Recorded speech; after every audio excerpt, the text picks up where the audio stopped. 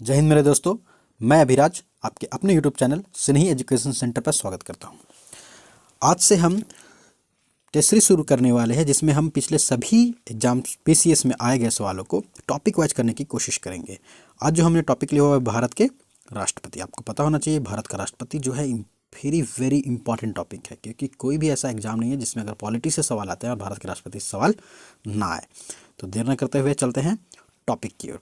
तो आज का जो हमारा पहला सवाल है वो पूछा जा रहा है कि भारतीय संविधान के किस अनुच्छेद के तहत राष्ट्रपति पर महाभियोग चलाया जा सकता है। तो आप जल्दी से ऑप्शन को चुन लीजिए। उत्तराखंड पीसीएस का आया हुआ सवाल है 2006 का। मैं थोड़ा सा आपको भारत के राष्ट्रपति के बारे में रिमाइंड करा देना चाहूँगा कि आर्टिकल 52 में भारत का राष्ट्रपति के पद का जिक्र किया गया है। आर्टिकल 52 में कहा गया कि भारत का एक राष्ट्रपति होगा। आर्टिकल 53 में कहा गया है कि कार्यपालिका का मुखिया या कार्यपालिका की सारी शक्ति राष्ट्रपति में निहित होगी और वो इस शक्ति का प्रयोग खुद करेगा या अपने अधीनस्थ मंत्रियों की सहायता से करेगा। आर्टिकल 54 में उसके निर्वाचन मंडल का जिक्र किया गया है। क्या जिक्र किया गया है? निर्वाचन मंडल का। और 55 में राष्ट्रपति के निर्वाचन प्रक्रिया का जिक्र किया गया है, निर्वाचन की प्रक्रिया का जिक्र किया गया है। और 56 में किया गया है राष्ट्रपति की पदावधि के बारे में कि कितने साल तक उसका कार्यकाल होगा। तो राष्ट्रपति का कार्यकाल कितने साल तक होता है? 5 वर्षों तक। और 57 में जिक्र किया गया है राष्ट्रपति के जो है वो कितनी भी बार, जैसे कि आपको पता होना चाहिए कि अमेरिका का राष्ट्रपति सिर्फ 2 बार बन सकता है, लेकिन भारत का राष्ट्रपति कितनी बार भी वो भारत का राष्ट्रपति पद के लिए चयनित हो सकता है। और 58 में और 59 में इसमें हमारी राष्ट्रपति होने के लिए जो योग्यताएं हैं वो 58 में है और जो कुछ पाबंदियां लगाई गई है वो 59 में है। और 60 में हमारा है राष्ट्रपति का शपथ का जिक्र। शपथ का जिक्र किस में है? 60 में। और 61 में हमारा है राष्ट्रपति पे महाभियोग लगाने की प्रक्रिया। ठीक है, तो आपको समझ में आ गया होगा 52 से लेकर के 61 और भी आर्टिकल्स है, लेकिन मेनली जो इंपॉर्टेंट आर्टिकल्स है वो यही है। ठीक है, तो अब हम चलते हैं सवाल की ओर। तो आपने चुन लिया होगा। अभी मैंने तुरंत आपको जैसा कि बताया कि भारत के राष्ट्रपति पे महाभियोग अगर आपको चलाना है तो किसके तहत चलाएंगे आप? अनुच्छेद 61 में ऐसा जिक्र किया गया है। ठीक है, और महाभियोग कब चलाया जा सकता है? सिर्फ एक ही जिक्र किया गया है कि आप संविधान का जब अतिक्रमण करते हैं राष्ट्रपति, है ना, तभी आप राष्ट्रपति पे महाभियोग चला सकते हैं और कोई भी कारण से आप राष्ट्रपति पे महाभियोग नहीं चला सकते। हालांकि संविधान में हमारे अतिक्रमण का परिभाषा नहीं दिया गया है, खैर अलग बात है। तो अब हम चलते हैं नेक्स्ट सवाल की ओर। तो नेक्स्ट सवाल की ओर अगर हम चले तो हमारा जो अगला सवाल है वो कहता है कि एक सांसद अथवा विधानसभा के सदस्य राष्ट्रपति निर्वाचित हो सकता है, परंतु क्या मतलब राष्ट्रपति की, जैसा कि मैंने आपको बताया कि 58 में उसकी योग्यताओं का जिक्र है। ठीक है, तो उसमें क्या कहा जा रहा है कि ऑप्शन को हम समझ लेते हैं पहले। पहला ऑप्शन कह रहा है चुनाव लड़ने से पूर्व उसे अपनी सदस्यता से त्यागपत्र देना होगा। दूसरा ऑप्शन बोल रहा है कि अपने निर्वाचन से पहले 6 माह के अंदर अपनी सदस्यता छोड़नी होगी। और 6 निर्वाचित होने के तुरंत उपरांत अपनी सदस्यता छोड़नी होगी। और डी नंबर कह रहा है कि एक सांसद चुनाव लड़ सकता है परंतु विधानसभा का सदस्य नहीं लड़ सकता है। तो जैसा कि आपको मैं बता दूं कि ऑप्शन जो हमारा है वो है सी ऑप्शन, यहाँ पे हमारा सही हो जाएगा। Option number C is the correct answer, क्योंकि चुनाव लड़ने से पूर्व उसे त्यागपत्र नहीं देना पड़ता है। ठीक है, वो निर्वाचित हो जाए, जब वो जीत जाता है ना, निर्वाचित हो जाता है तो अपने आप उसकी सदस्यता अगर वो छोड़ता है तो भी ठीक है, नहीं तो अपने आप सदस्यता समाप्त हो जाती है। ठीक है, तो option C is the correct answer. ठीक है, जो हमारा नेक्स्ट क्वेश्चन कहता है कि राष्ट्रपति 5 वर्ष तक अपने पद पर रहता है, कब से? अपने निर्वाचन की तारीख से, संसद द्वारा निर्धारित तारीख से, अपने पद ग्रहण करके दिन से, या निर्वाचित आयोग द्वारा घोषित तिथि से। तो option C is the correct answer. राष्ट्रपति जब चयनित हो जाता है, पद ग्रहण कर लेता है, तब जाकर के उससे लेकर 5 वर्षों तक वो अपने पद पर आसीन होता है। ठीक है, और उससे पहले भी अगर वो चाहे तो अपना त्यागपत्र किसे सौंप सकता है? उपराष्ट्रपति को, या फिर महाभियोग के द्वारा भी उससे पहले उसे हटाया जा सकता है। ठीक है, चलिए तो नेक्स्ट क्वेश्चन जो हमारा है वह राष्ट्रपति के उम्मीदवार के लिए क्या आवश्यक नहीं है, योग्यताएं क्या होनी चाहिए। तो पहला ऑप्शन है आयु 35 वर्ष का होना चाहिए, दूसरा बोल रहा है पढ़ा लिखा होना चाहिए, तीसरा बोल रहा है सांसद चुने जाने की योग्यता रखता हो, और डी ऑप्शन है देश का नागरिक होना चाहिए। तो आपको पता होना चाहिए कि हमारा जो राष्ट्रपति के लिए योग्यता चाहिए, पहला तो भारत का नागरिक सबसे पहले ज़रूरी है ना, क्योंकि विदेशी कोई नहीं बन सकता है, तो ये हमारा सही ऑप्शन है ना। और सांसद चुने जाने की, ये लोकसभा का सांसद चुने जाने की उसमें योग्यता होनी चाहिए। पढ़ा लिखा होना जरूरी नहीं है, हालांकि राष्ट्रपति का पीए बनने के लिए आपको पढ़ना होगा, लेकिन राष्ट्रपति बनने के लिए पढ़ा लिखा होना जरूरी नहीं है। ये है हमारी भारत का संविधान की महानता। खैर, तो हमारा ऑप्शन क्या सही हो जाएगा, बी नंबर। यहाँ बोल रहा है कौन क्या आवश्यक नहीं है, तो option B is the correct answer. Next question की ओर अगर हम चले तो क्वेश्चन है वो बोल रहा है कि भारत का राष्ट्रपति अपना त्याग पत्र किसको संबोधित करते हैं। पहला स्पीकर को, लोकसभा स्पीकर को, उपराष्ट्रपति को, प्रधानमंत्री को, सर्वोच्च न्यायालय को। तो ये तो बहुत ही सिंपल सा सवाल है, तो ऑप्शन बी किसको संबोधित करते हैं, उपराष्ट्रपति को। और उपराष्ट्रपति किसको संबोधित करते हैं, राष्ट्रपति को। एकदम करेक्ट आंसर। नेक्स्ट क्वेश्चन की ओर अगर हम चले तो हमारा जो नेक्स्ट वो कह रहा है कि भारतीय राष्ट्रपति के विषय में निम्नलिखित कथनों पर विचार कीजिए। पहला कथन है उसे भारत का जन्म नागरिक होना चाहिए। क्या ये सही बात है? बिल्कुल नहीं। क्यों? क्योंकि भारत में सिर्फ जन्म लेने से नहीं होगा, भारत का नागरिक होना चाहिए, तो ये गलत हो गया। दूसरा क्वेश्चन कर रहा है उसे 35 वर्ष की आयु के होना चाहिए। एकदम सही बात है। उसे संसद का सदस्य निर्वाचित होने की योग्यता रखनी चाहिए, ये भी सही जवाब है। तो क्या हो जाएगा हमारा ऑप्शन सी ऑप्शन, 1 और 2 सही है। अब हम चलते हैं नेक्स्ट क्वेश्चन की ओर। तो हमारा जो नेक्स्ट क्वेश्चन है वो कह रहा है कि निम्नलिखित में से कौन राष्ट्रपति के निर्वाचन हेतु निर्वाचन गण के सदस्य हैं।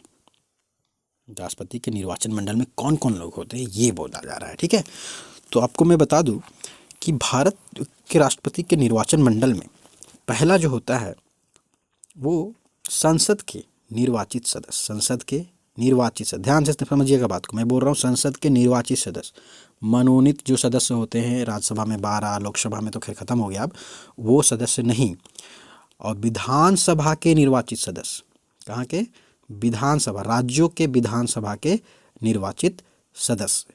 उसके बाद आपको पता होना चाहिए कि हमारा दिल्ली जो है यूनियन टेरिटरी, नेशनल कैपिटल, वहाँ पे भी विधानसभा है और हमारा पुडुचेरी में भी विधानसभा है। तो 70वां संविधान संशोधन में ये बोला गया कि दिल्ली और पुडुचेरी विधानसभा के निर्वाचित सदस्य भी भाग लेंगे। ठीक है, हालांकि अब हमारा जम्मू कश्मीर भी यूनियन टेरिटरी बन गया है, वहाँ पे अभी क्या है, वहाँ पे भी हमारा विधानसभा है, लेकिन उसे जो है निर्वाचन मंडल में शामिल फिलहाल नहीं किया गया है। अब करंट क्या अपडेट होगा आप देख लीजिएगा।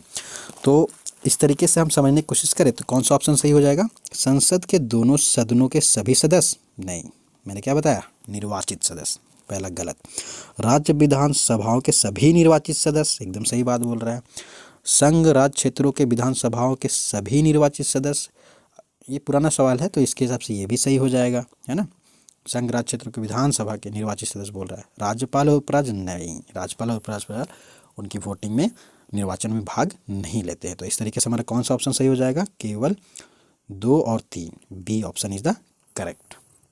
नेक्स्ट क्वेश्चन की ओर अगर हम चले तो हमारा जो नेक्स्ट क्वेश्चन कर रहा है, भारतीय संविधान के 70वें संशोधन द्वारा भारत के राष्ट्रपति के चुनाव में 2 केंद्र शासित प्रदेशों को भाग लेने का अधिकार दिया गया। अभी तुरंत मैंने बताया, तो क्या हो जाएगा हमारा option A is the correct option. Sorry मैंने देखा नहीं, Delhi and Puducherry is the correct answer. तो क्या हो जाएगा हमारा ऑप्शन बी। देखिए यही गलती हम एग्जाम में भी करते हैं, है ना, ओवर कॉन्फिडेंस जो होता है बड़ा ख़राब होता है। ठीक है, अब नेक्स्ट क्वेश्चन की ओर अगर हम चले तो हमारा नेक्स्ट क्वेश्चन कर रहा है कि निम्नलिखित में से राष्ट्रपति के निर्वाचन हेतु निर्वाचन गण कौन कौन होने चाहिए, है ना। ये सॉरी रिपीटेड हो गया है, ये क्वेश्चन मैं करा चुका हूँ आपको। नेक्स्ट क्वेश्चन अगर हम देखें तो नेक्स्ट क्वेश्चन हमारा बोलता है कि निम्नलिखित में से, सॉरी ये भी रिपीटेड हो गया,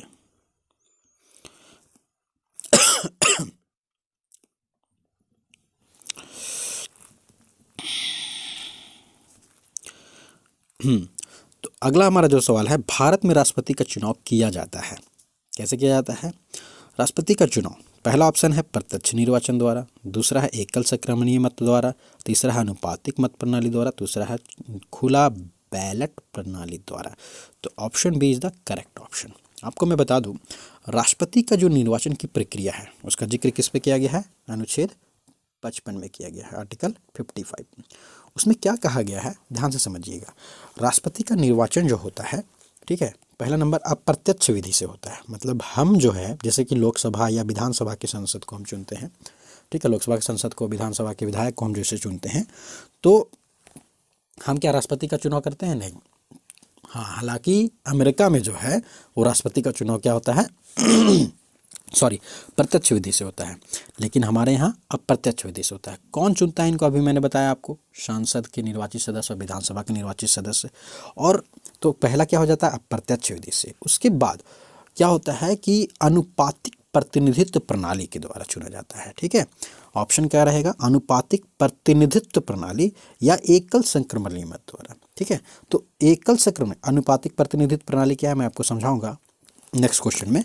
अभी हम समझ लेते हैं एकल संक्रमणीय मत या एकल हस्तांतरीय मत प्रणाली क्या होता है। जैसे कि आपको पता होना चाहिए, जैसे मान लीजिए विधानसभा का चुनाव होता है, तो हम किसी एक उम्मीदवार को चुनते हैं और कोई भी उम्मीदवार अपने सभी उम्मीदवारों से एक भी वोट अधिक लाता है तो वो जीत जाता है, ठीक है। लेकिन राष्ट्रपति जो होता है उसको कुल वैध मत जो होते हैं, ठीक है, कुल वैध मत, जितने भी वैध मत है उसका 50% से एक मत अधिक लाना होता है। और अगर एक मत अधिक ना लाए तो वो राष्ट्रपति नहीं चुना जाएगा। तो इसके लिए एकल हस्तांतरीय मत प्रणाली को अपनाया गया है, जिसमें क्या होता है कि वरीयता के क्रम में वोट दिया जाता है। सबसे पहले जैसे मान लीजिए हमने रामनाथ कोविंद को दिया नंबर 1 पे, हमने दिया मान लीजिए प्रणब मुखर्जी को हमने दिया नंबर 2 पे, प्रतिभा पाटिल को 3 पे। इस तरीके से हमने वोटिंग की, ठीक है। तो शुरुआत में क्या होता है कि नंबर 1 वाले सभी को काउंट किया गया, लेकिन किसी का भी 50% + 1 वोट नहीं आया। तब क्या किया जाता है कि नंबर 2 जिसमें हमने दिया था उसमें से, ठीक है, उसमें से जो लोग हैं उनको जो है, अब नंबर 2 में हमने जिसको मान लीजिए रामनाथ कोविंद को हमने नंबर 1 में 50 लोगों ने दिया, सपोज दैट, ठीक है, और नंबर 2 में दिया 25 लोगों ने। तो नंबर 1 से 50 लोगों ने दिया, ठीक है, उसमें वो 50% + 1 नहीं आए, तो नंबर 2 वाले से 25 लोगों को भी ऐड कर लिया जाएगा, ठीक है। समझ में आ गया? आई थिंक आपको समझ में आया होगा, ठीक है। तो नेक्स्ट क्वेश्चन की ओर हम चलते हैं। तो हमारा जो नेक्स्ट क्वेश्चन है वो कहता है, नेक्स्ट सवाल है, वो कह रहा है नीचे 2 वक्तव्य दिए गए, पहला कथन है, दूसरा कारण है। बोल रहा है संघीय कार्यपालिका का मुखिया भारत का राष्ट्रपति होता है। बिल्कुल सही जवाब है। मैंने बताया आपको अनुच्छेद 53, भारत का कार्यपालिका की शक्ति जो होती है राष्ट्रपति में नहीं होती। हाँ, हालांकि वो कार्य खुद से करे या अधीनस्थ मंत्रियों की सहायता से करे। तो वास्तविक प्रमुख, ध्यान देना है आपको, वास्तविक प्रमुख पूछा जाए, वास्तविक मुखिया पूछा जाए तो ये नहीं होंगे। कौन होगा? प्रधानमंत्री होगा। प्रधानमंत्री का पद किस अनुच्छेद के तहत सृजित किया गया है ये आप हमें बताएंगे कमेंट करके, ठीक है। तो इस तरीके से हमारा कथन 1 सही है। आर बोल रहा है राष्ट्रपति की शक्तियों की कोई सीमा नहीं है। क्या राष्ट्रपति अपनी इच्छा अनुसार कर सकता है? बिल्कुल नहीं। संविधान से उन पे अंकुश, संविधान से बड़ा कोई नहीं है। तो ये बिल्कुल गलत है। तो हमारा ए सही है और आर गलत है। C is the correct answer. Next question की ओर अगर हम चले तो हमारा जो नेक्स्ट क्वेश्चन कहता है कि भारत के राष्ट्रपति अपनी शक्तियों का प्रयोग करते हैं। मैंने अभी तुरंत आपको बताया, या तो खुद करें या अपने अधीनस्थ अधिकारियों के द्वारा करें, आर्टिकल 53। तो क्या हो जाएगा हमारा? A is the correct answer. Next question अगर हम चलते हैं तो भारत का निर्वाचन किस प्रकार, भारत के राष्ट्रपति का निर्वाचन किस प्रकार होता है? तो मैंने आपको बताया अप्रत्यक्ष मतदान के द्वारा। तो D is the correct answer. तो आज के लिए हम इतना ही क्वेश्चन रहने देते हैं। नेक्स्ट वीडियो में हम फिर से कुछ क्वेश्चंस लेकर आएंगे राष्ट्रपति से लेकर के। लगभग 6-7 वीडियो में बनाऊंगा, छोटे छोटे वीडियोस, ताकि आपको देखने में परेशानी ना हो। लास्टली थैंक यू एंड जय हिंद।